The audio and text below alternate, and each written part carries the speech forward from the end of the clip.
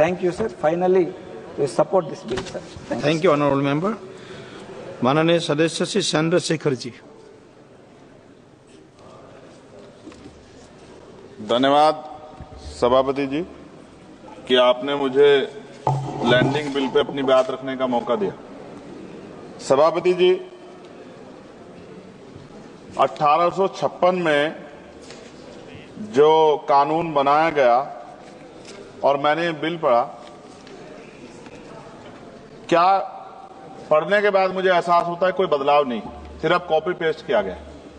तो सरह लेने में और प्रचार करने में तो मौजूदा सरकार को मेडल अलग से देना चाहिए कि कॉपी पेस्ट कर दिया और सरह ले लिया कि ये हमने किया है।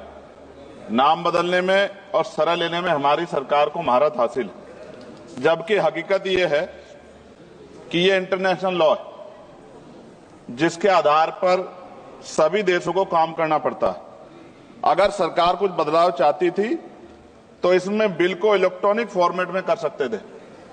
ये डिजिटल युग है, चर्चा होती है और सब जगह, आप तो फोन से लेकर सब जगह जो है डिजिटल बातें होती हैं, लेकिन फॉर्मेट आपने कागज में ही रखा है।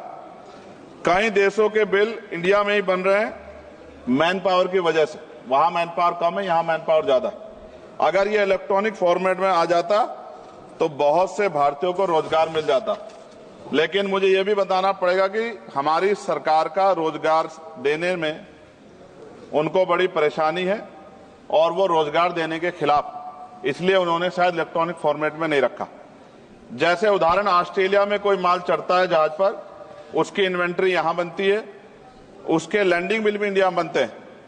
इलेक्ट्रॉनिक फॉर्मेट में कर देते तो उसका बैक एंड फॉर्मूला हमारे पास आ सकता था। इससे देश को फायदा होता और हमारे बहुत सारे लोगों को रोजगार मिलता। और राष्ट्रीय जलमार्ग 2016 कानून के तहत कई राष्ट्रीय जलमार्ग विकसित होने थे, परंतु अभी तक सभी नहीं बने। यह जलमार्ग बन जाते तो बाढ़ व सूखे की समस्या से भी निजात मिल सकती थी, लेकिन सरकार को बाढ़ से भी फर्क नहीं पड़ता क्योंकि उससे भी आम जनता को परेशानी होती।